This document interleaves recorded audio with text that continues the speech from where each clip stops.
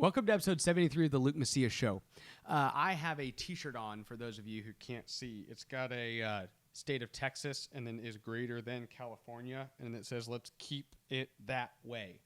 This was Matt Rinaldi's re-election campaign shirt, and I have several of them, and people love them. I mean, literally, they come up to me in the store, and I'll be wearing them. I'll go, I love your shirt, right?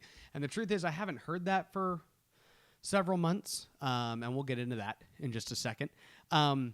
Texas is still better than California, but I always say that being the tallest midget in a room doesn't mean that you're tall, right? And it's in comparison, and luckily for us, California is in such a bad way that Texas is going to look better than them for a very long time, regardless of whether we are being governed well or not. It used to be, even 4, 5, 6 years ago, that Texas was in stark contrast to California, meaning California is going one way while Texas is going another. And the idea being that as our country is divided, that our nation should be given two different models to follow, the California model or the Texas model. The California model of big government solving everyone's problems, and the Texas model of getting out of the way. I know Governor Rick Perry, former Governor Rick Perry, used to always say, we keep our regulatory climate predictable. He said this is one of the pillars of the Texas economy, that businesses know when they're in Texas that they have an expectation of predictability within the regulatory environment, that they know that Texas understands that you've got to give business owners some assurance, some predictability, so that they know where to invest their capital. And the general idea there being that when you put money into an investment, you have to think, will that investment return, right? So you're making calculations based on whether you're going to be able to stay open, how many customers you're able to get. And what you know in Texas instead of California is that the government is not going to shut you down. Or at least you used to know that. And that's the big concern. Really, the Texas versus California is probably turning into Florida versus California, which are on the opposite coast. But in Florida, you have a governor who's actually doing his job in not getting in people's way. Sometimes your job is to recognize what your job is. The governor has to actually recognize the limitations to his own authority. And he's not doing that right now. Governor Abbott this week shut down bars, or it was last week. He shut down bars. He also decided that river tubing was not allowed anymore. In the midst of protests, of riots, Dallas had a bunch of marches this weekend, which was like a combination of Black Lives Matter and LGBTQZ pride that they had. And they got together and they all just marched around Dallas. But if you were trying to tube down the Comal River in New Braunfels, Texas, that was outlawed. Why? Because of coronavirus.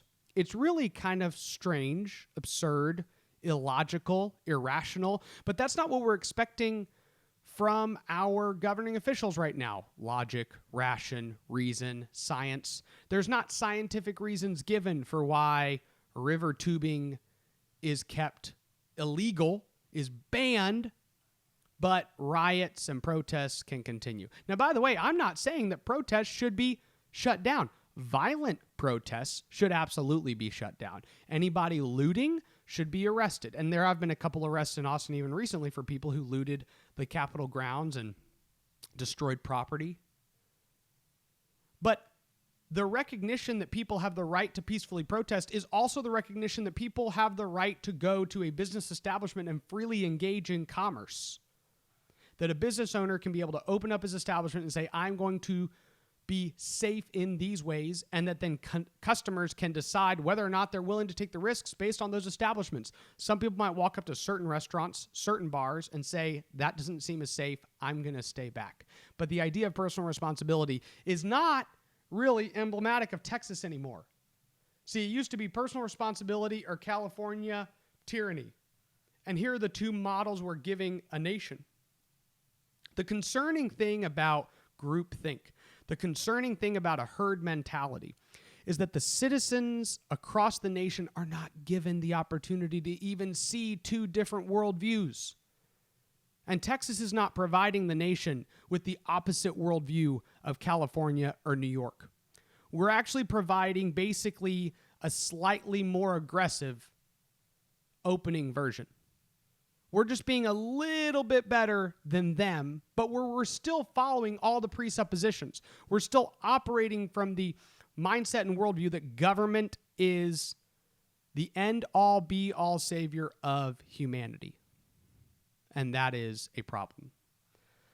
So the governor is actually being sued by multiple people now. Dr. Hotze has sued him for unconstitutional executive orders. You now have several bars that have come out and sued the governor for abusing his authority. What he has done, just for those, a lot of our listeners aren't super Texas politicos, so let me just give you an idea.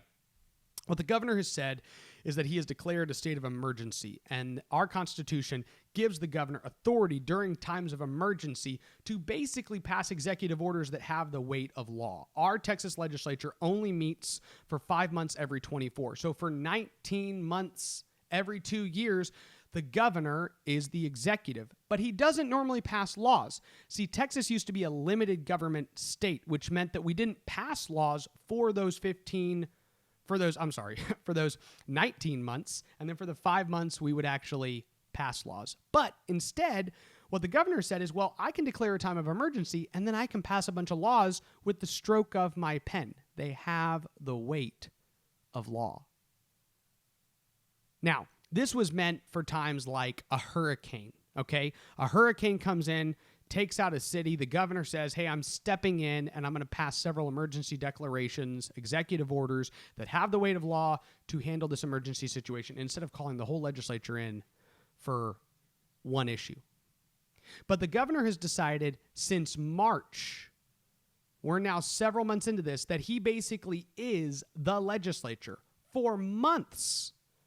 And every week he can decide whatever he wants to pass. This is one reason why Kyle Biederman, Tony Tinderholt, Mike Lang, Jonathan Stickland, strong conservative legislators, Bob Hall, Matt Schaefer, James White, Cecil Bell have all said, it's got to stop.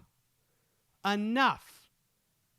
Get the legislature in session and let's start handling this in a legislative way. But Governor Abbott doesn't want that, because the truth is if he came in, he would have to get legislative approval for his executive action, which wouldn't be easy. Sorry about that phone ring, by the way. But that's where we're at. So the governor is now basically seeing how far his emergency authority can go. And every week he wants to pass more laws and govern more people. And with a stroke of a pen, shut down entire businesses in Texas. Say, you're not allowed to do business. For how long? I don't know. Until I decide you can.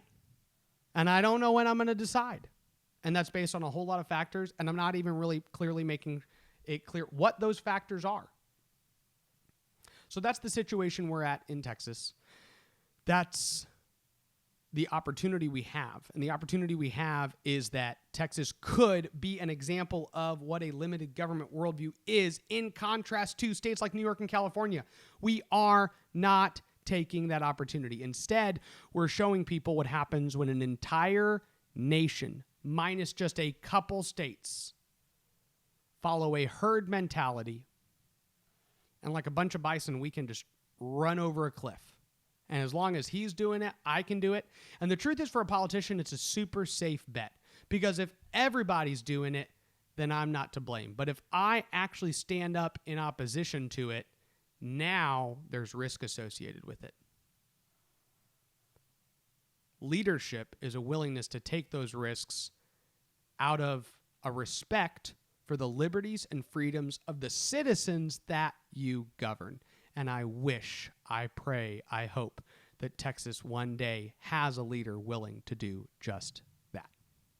Thank you so much for watching this video through in its entirety. If you're somebody who's been following on with the conversations and the commentary that we've been producing here, we're going to ask you to do a couple quick things. Go to lukemacias.com. You can give us your email and sign up. We will email you new content commentary, conversations as we produce it. Also, you can, if you're on Facebook or YouTube, you can like our page, follow our page, or subscribe to our YouTube channel. This will just continue to ensure that when we produce content, it gets to you more easily. Thank you so much for continuing to support the conversations we're producing. God bless you. God bless Texas.